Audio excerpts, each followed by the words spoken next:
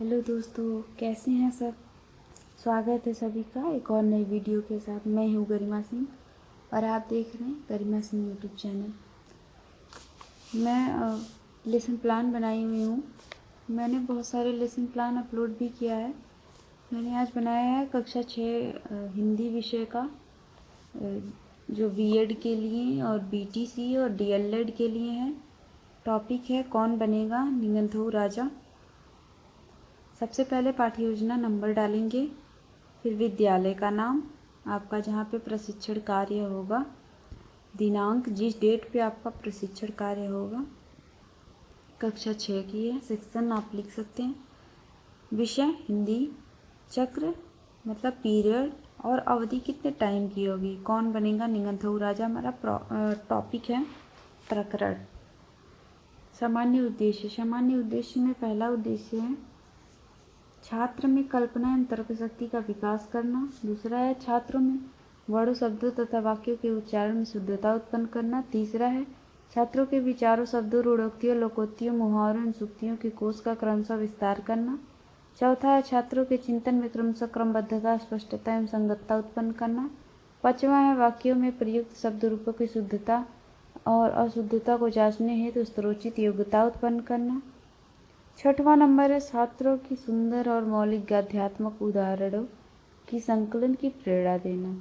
सातवां है विविध लेखन शैलियों के विकास से उनकी सहायता करना। शुरू से देख लीजिए।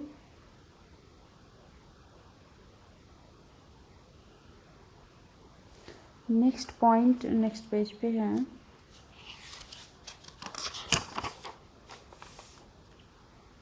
नौवां है छात्रों में लिखित एवं मौखिक रूप से भाषा व्यक्त करने की क्षमता उत्पन्न करना। और फिर नौवां है छात्रों में राष्ट्रभाषा की महत्ता एवं उपयोगिता का बोध कराकर मातृभाषा के प्रति प्रेम की भावना विकसित करना। हमारा विशिष्ट उद्देश्य में है। विशिष्ट उद्देश्य है प्रस्तुत पाठ कौन बनेगा निगंथऊ राजा पढ़ने के पश्चात छात्रों में निम्न परिवर्तन होंगे, जैसे कि ज्ञानात्मक, बोधात्मक, अनुप्रयोगात्मक। ज्ञानात्मक में लिखेंगे कौन बनेगा निगंथऊ, छात्र कौन बनेगा निगंथऊ नामक पाठ का प्रत्यास्मरण करेंगे। बोधात्मक प्रश्न में बोधात्मक के अंतर्गत रहेगा छात्र कौन बनेगा निगंथऊ नामक पाठ की व्याख्या कर सकेंगे। अनुप्रयोगात्मक उद्देश्य में हमारा रहेगा प्रस्तुत पाठ कौन बनेगा निगंथऊ पढ़ने के पश्चात छात्र में निम्न परिवर्तन कौशल का विकास होगा, जैसे कि सुनकर के अंतर्गत रहेगा छात्र कौन बनेगा निगंथऊ राजा पाठ का आदर्श वाचन के माध्यम से सुनकर गद्य में आए कठिन शब्दों के माध्यम से अर्थों एवं भाव को ग्रहण कर सकेंगे। नेक्स्ट पेज शुरू से देख लीजिए। हमारा नेक्स्ट पेज पे है बोलकर छात्र पाठ से संबंधित प्रश्नों के उत्तर के माध्यम से बोलकर अपने विचारों को अभिव्यक्त कर सकेंगे। अगला हेडिंग है लिखकर छात्र गृह कार्य के माध्यम से अपने अध्ययन कौशल को बढ़ा सकेंगे। अगला हेडिंग है पढ़कर के अंतर्गत रहेगा छात्र श्रवण और पाठन के माध्यम से पढ़कर शुद्ध उच्चारण के साथ पढ़ने की योग्यता को विकसित कर सकेंगे। अगला हेडिंग है हमारा शिक्षण सहायक सामग्री। इसके अंतर्गत रहेगा शिक्षण सामग्री के अंतर्गत ये शिक्षण सहायक सामग्री आप इसमें से नहीं लिखेंगे। आप जो यूज़ करेंगे, जो भी चीज़ आप यूज़ करेंगे टीएलएम में, वो आप यहाँ पे लिखेंगे। जो आप पढ़ाते समय शिक्षण कार्य में प्रयोग करेंगे वो आप यहाँ पे लिखेंगे। अगला है पूर्व ज्ञान में रहेगा बच्चे प्रमुख शब्दों के अर्थों की सामान्य जानकारी रखते हैं तथा प्रमुख शब्द भी जानते हैं। प्रस्तावना के प्रश्न हैं क्रम संख्या छात्राध्यापिका कथन छात्र कथन। पहला नंबर है हमारे देश में राजा किसके अंतर्गत राज्य करता है, तो राजतंत्र के अंतर्गत राज करता था राजा।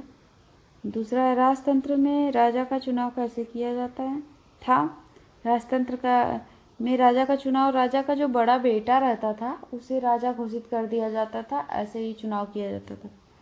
तो बच्चे बोलेंगे राजा के बड़े पुत्र को सौंप कर, राजपाट जो है वो बड़े बेटे को सौंप कर राजा का चुनाव हुआ था।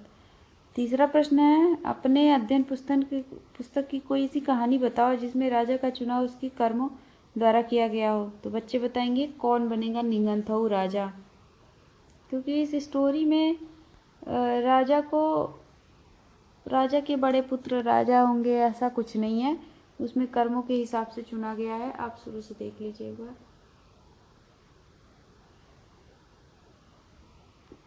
नेक्स्ट पेज है उद्देश्य कथन में रहेगा कि बच्चों आज हम लोग कौन बनेगा निगंथऊ नामक पाठ का अध्ययन करेंगे। प्रस्तुतिकरण बहुत पहले उसके बाद जहाँ तक पढ़ाएंगे वो रहेगा, हो गए। आदर्श वाचन छात्रा अध्यापिका लोक कथा का आदर्श वाचन करेंगी, जबकि कहानी लोक कथा है। अनुकरण वाचन लोक कथा का अनुकरण वाचन छात्रों से करवाया जाएगा। स्पष्टीकरण स्टोरी क्या है देखते हैं। बहुत पहले की बात है, मणिपुर के कांगेलपाक राज्य में एक निगंथऊ और एक लेइमा राजा और रानी राज करते थे। सब उन्हें बहुत प्यार करते थे। निगंथऊ और लेइमा अपने मियम प्रजा का बड़ा ख्याल रखते थे। हमारे मियम सुखी रहें, वे कहते। कांगेलपाक में शांति हो। वहाँ के पशु पक्षी भी अपने राजा रानी को बहुत चाहते थे। निगंथऊ और लेइमा हमेशा कहते, कांगेलपाक में सभी को सुखी रहना चाहिए एवं खुश रहना चाहिए। सिर्फ मनुष्य को ही नहीं, पक्षियों, जानवरों और पेड़ पौधों को भी। निगंथऊ और लेइमा के बच्चे नहीं थे। लोगों की एक ही प्रार्थना थी, हमारे निगंथऊ और लेइमा का एक पुत्र हो जाए। मतलब मणिपुर के कांगलपाक राज्य है, मणिपुर में एक कांगलपाक राज्य है जिसमें एक राजा और रानी रहते थे, जिसमें राजा को निगंथऊ और रानी को लेइमा कहा जाता था। उनके पुत्र नहीं थे। वो लोग अपने प्रजा का बहुत ख्याल रखते थे। मियम मतलब प्रजा होते हैं, मियम अपने मियम का बहुत ख्याल रखते थे। तो उनके पुत्र नहीं थे। सब चाहते थे कि हमारे राजा साहब का पुत्र हो, हमारे निगंथऊ और लेइमा का एक पुत्र हो। हमें अपना तुंगी निगंथऊ मतलब हमें अपना युवराज मिल जाएगा, हमारा युवराज। फिर एक दिन लेइमा ने एक मैचानीपा को जन्म दिया। लोग बहुत खुश थे। एक बच्चा हुआ रानी का। लोग बहुत खुश थे, अपनी युवराज को देखने आए। अपने बच्चे का सिर चूमकर उन्होंने कहा, कितना सुंदर बेटा है, कितना सुंदर बेटा है। यहाँ पे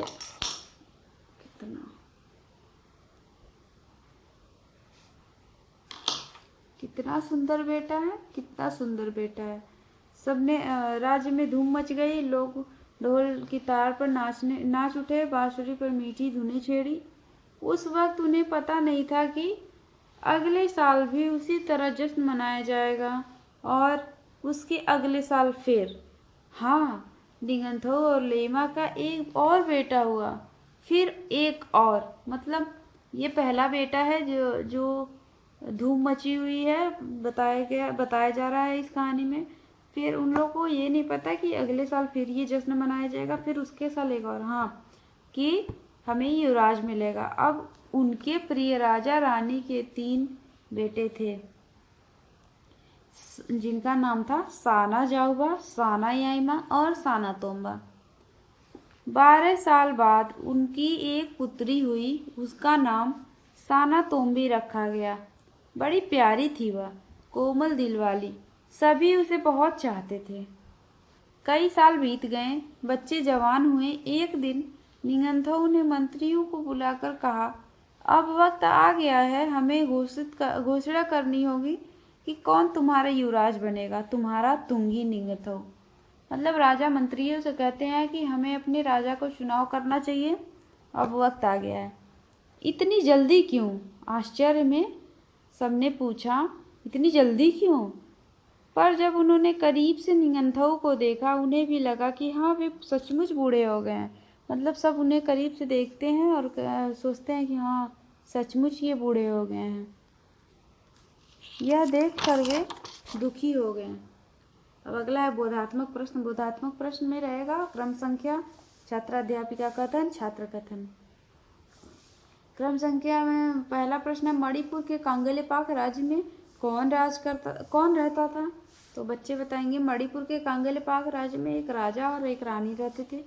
दूसरा प्रश्न है राज्य में धूम क्यों मची थी। तो बच्चे जवाब देंगे राजा और रानी ने कई वर्षों बाद युवराज को जन्म दिया था, इसलिए राज्य में धूम मची थी। तीसरा प्रश्न है राजा रानी के तीनों बेटों का क्या नाम था।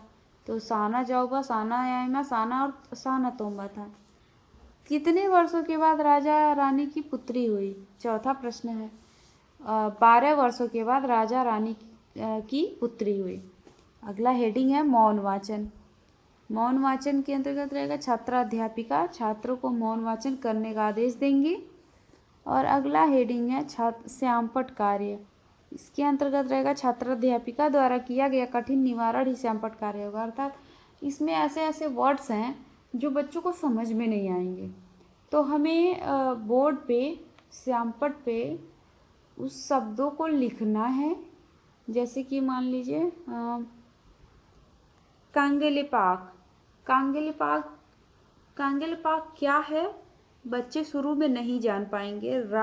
हमें उन्हें बताना होगा कि राज्य है, मणिपुर का एक राज्य है जिसका नाम है कांगेलेपाक। तो हम इसको बोर्ड पे लिखेंगे कांगेलेपाक, फिर उसको डिफाइन करेंगे कि ये क्या है। तो वो हमारा श्यामपट्ट कार्य वही होगा कठिन निवारण। कठिन निवारण जो हम बच्चों को बताएंगे कि इस शब्द का अर्थ ये है, बोर्ड पर बताएंगे, लिख कर बताएंगे और उसका अर्थ बोलकर समझाएंगे, वो हमारा श्यामपट्ट कार्य होगा। शुरू से देख लीजिए।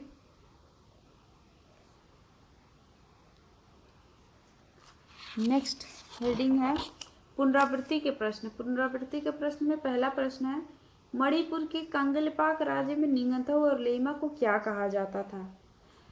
पुनरावृत्ति के प्रश्न वो होते हैं जो शुरू से हमने स्टोरी पढ़ी हुई होती है, शुरू से लास्ट तक, उसमें से मिला के प्रश्न इसमें होते हैं।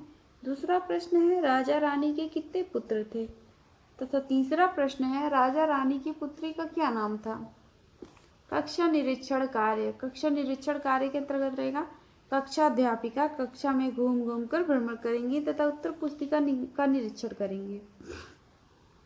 गृह कार्य। गृह कार्य में कहानी की कौन सी बात आपको सबसे अच्छी लगी और क्यों, लिख कर लाना है। बच्चों को कहेंगे, ये प्रश्न है, बच्चों को कहेंगे बच्चों लिख के लाना है कि हम इस गृह कार्य को बोर्ड पे लिखेंगे कि कहानी की कौन सी बात आपको सबसे अच्छी लगी और क्यों, लिख कर लाना है। ये बोर्ड पे लिखेंगे और बच्चे से कहेंगे बच्चों लिख के लाना है। ये हमारा होमवर्क हो जाएगा, इसे देख लीजिए। अगर ये वीडियो आपको अच्छी लगे तो लाइक करिए, शेयर करिए, सब्सक्राइब करिए। पूरा वीडियो देखने के लिए thank you so much everyone.